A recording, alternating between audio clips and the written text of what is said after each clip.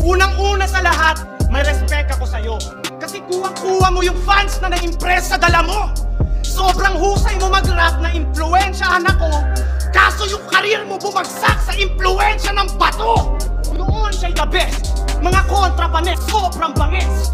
Pero ngayon na mapset kasi nakakalungkot na makita si Zack na lulong na sa mess.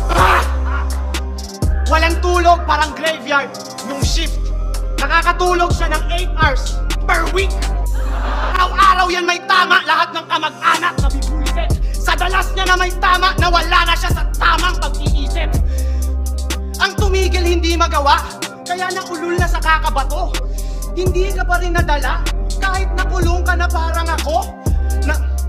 Nang dahil sa shabu mukha kang pasyente na abnormal. Nang dahil sa shabu madalas affected yung performance. Nang dahil sa shabu nasa baba ka na ng ranking. Nang dahil sa shabu kaya natanggal ka sa uprising.